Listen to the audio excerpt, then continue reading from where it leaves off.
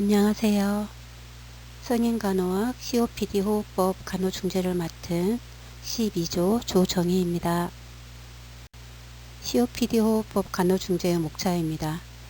첫 번째, COPD의 정의, 현황, 원인, 증상을 알아봤고요. 두 번째로는 간호계획으로 치료적 계획과 교육적 계획 두 가지를 알아봤습니다. 세 번째로는 간호중재로 입술 오므려 호흡하기를 알아봤고요. 네 번째는 COPD 환자의 영양에 대해서 알아봤습니다. 그리고 참고문헌이 있습니다. 첫 번째, COPD의 정의입니다.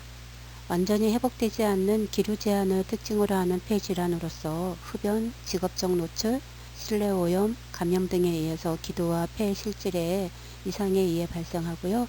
세계보건기구와 콜드에 따르면 만성 폐쇄성 폐질환은 기류 제한이 완전히 가역적이지 않음을 특징으로 하는 질환으로 점차적으로 기류 제한이 진행하며 유해한 입자나 가스에 의해서 폐에 비정상적인 염증 반응이 나타나는 것으로 정의를 해요. 만성 폐쇄성 폐질환이란 만성적으로 진행되는 기도 저항의 증가로 인한 공기 흐름의 폐쇄로 특징지어지는 질환을 나타내고요. 만성기관지염, 폐기종 등이 있습니다. 두 번째, COPD 현황입니다. 만성 폐쇄성 폐질환은 세계적으로 질병 부담이 높은 질환인데요. 2030년에는 허혈성 심장질환과 뇌졸중에 이어서 전 세계 사망 원인의 3위를 차지할 것으로 예측되고 있어요. 국내에서도 만성 폐쇄성 폐질환은 꾸준하게 10대 사망 원인에 포함되고 있는데요. 2013년 사망 원인 순위 중 만성 하기도 질환이 7위, 인구 10만 명당 13.2%를 차지했어요. 국내의 만성 폐쇄성 폐질환 유병률은 2009년 이후로 지속적으로 증가하는 추세를 보이고 있고요. 2016년 국민건강영양조사에 의하면 40세 이상에서 13.6%, 만 70세 이상에서는 32.8%의 유병률을 보이고 있는 질환입니다. 세 번째, COPD 원인입니다. COPD 질환의 위험 요인으로 흡연, 연령, 유전적 요인, 공기오염 물질, 낮은 사회 경제적 상태, 거주지역, 화학물질 혹은 감염 등이 지적되고 있고요. 만성 폐쇄성 폐질환의 가장 큰 위험 요인은 흡연율은 일반인에 비해서 약 2배 정도 높았다고 하는데요. 만성 폐쇄성 폐질환 환자는 신체 활동과 호흡 재활을 덜하는 경우 근육량이 줄어들 수 있기 때문에 전반적인 신체 기능들이 상대적으로 약해질 수 있고 활동장애, 폐 기능 저하, 재원 일수 등의 문제가 발생할 수도 있어요. 만성 폐쇄성 폐질환 환자는 운동 능력 및 활동도가 떨어져 있으므로 중증도가 더 높을 수 있고요.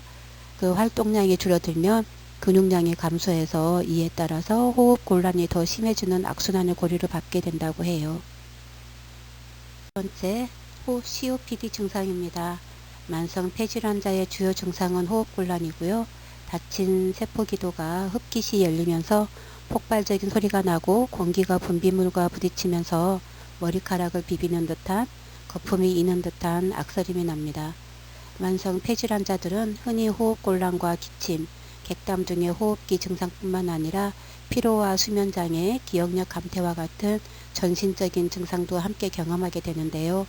COPD 환자들이 경험하는 주 증상으로 기침과 호흡 곤란이 가장 흔하고 객담과 피로 또한 흔한 증상으로 알려져 있어요. 다섯 번째, COPD 간호계획 중 치료적 계획입니다. 의사의 처방에 따른 기관지 확장제 투여입니다. COPD로 인한 이산화탄소 저류는 좁아진 기도로 인해서 공기가 통과하기 어려워지기 때문에 기관지 확장제 투여가 중요하고요. 또 산소요법이 필요한데요. 장시간 하루 15시간 이상의 산소 투여가 만성호흡부전 환자의 생존율을 높이고 환자의 폐동맥압을 감소시켜서 적혈구 증가증, 운동능력, 폐기능, 그리고 정신상태에도 좋은 영향을 끼칠 수 있기 때문이에요. 또 호흡이 용이한 자세인 반자이를 취해줘야 되는데요. 이 자이 또는 반자이는 적절한 횡격막과 폐 활동을 돕고 흉부 팽창을 가능케 한다고 해요. 여섯 번째, COPD 간호 계획 중 교육적 계획입니다. 대상자에게 길게 내쉬는 호흡이 증상 완화에 도움이 된다는 것을 교육을 해야 돼요. COPD 환자는 호흡곤란이나 기침과 같이 호흡곤란을 느낄 때마다 더 얕은 호흡을 하는 경향이 있어요. 하지만 이런 호흡은 공기와 이산화탄소가 폐에 더 오래 머물게 되므로 긴 호흡을 유지하는 것이 중요해요. 그리고 또 금연 교육을 해야 되는데요.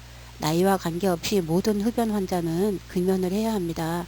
금연으로 정상적인 폐 기능을 회복할 수는 없지만 폐 기능이 악화되는 것을 예방할 수는 있습니다. 3분 정도의 짧은 금연 상담도 금연 효과가 높습니다. 금연에 성공하지 않으면 금연 치료를 위해 약물을 사용하기도 해야 합니다. 7번째, COPD 간호 중재로 입술 오므리기 호흡의 필요성입니다. 입술 오므려 호흡하기는 호기를 연장시키고 기도압을 증가시켜서 기도를 충분히 비울 수 있게 함으로써 호흡곤란 완화와 1초 노력성 호기량이 증가되고 환자의 불안감을 감소시키는 것으로 보고되고 있어요.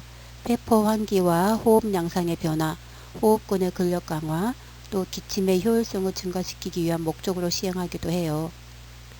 만성 폐쇄성 호흡기 환자의 호흡 근력 악화로 인한 기침 운동 감소는 분비물 배출을 충분히 할 수 없도록 하기 때문에 합병증이 유발되고, 따라서 기침 운동은 폐렴과 같은 합병증 예방을 위해 꼭 필요하다고 합니다. 만성 폐쇄성 폐질환 환자의 규칙적인 신체 활동은 호흡곤란 증상을 완화시키고 운동 능력을 최대화하며 일상생활에서 신체적 정서적인 활동을 확대시켜서 독립성을 이루게 하고 삶의 질을 향상시킴으로써 장기적인 건강 증진 상태를 유지시킨다고 합니다. 만성 폐쇄성 폐질환 환자의 간호중재의 궁극적인 목적은 환자에게 공기 흐름의 제한에 대한 지식을 습득하게 하고 합병증의 예방과 호흡곤란 감소 및 증상 완화로 일상생활의 활동 범위를 확대해서 삶의 질을 향상시키는 것이에요. 8번째, COPD 간호중재 입술 오므리기 호흡의 방법입니다. 첫 번째, 입을 다물고 코로만 숨을 2초간 들이쉽니다. 두 번째, 잠깐 멈춥니다. 세 번째, 입술을 오므립니다. 네 번째, 오므린 입술로 천천히 4초 정도 숨을 내쉽니다. 8번째, COPD 영양상태 중 COPD의 영향입니다. COPD는 질병이 진행됨에 따라 생리학적 변화가 동반되는데요. 이는 전신의 염증 반응과 영양 이상, 체중 감소 및 골격근 장애를 초래하고 잠재적으로 심혈관계와 신경계 등 전신에 영향을 미친다고 합니다. 단백질 섭취와 호흡 기능은 밀접한 관계가 있음이 보고된 바 있고, 영양 상태는 COPD 환자의 1년 사망률의 예측인자로 보고되고 있어요. 따라서 COPD 환자의 단백질 섭취 증가는 영양 상태와 더불어 호흡 기능의 향상으로 이어질 수 있을 것으로 판단되고 있고요. COPD 환자를 대상으로 단백질 섭취에 대한 교육 강화가 꼭 필요합니다. COPD 환자는 고지방, 저탄수화물 식이가 권장된다고 합니다. 권장됩니다. 9번째, 참고문헌입니다. 감사합니다.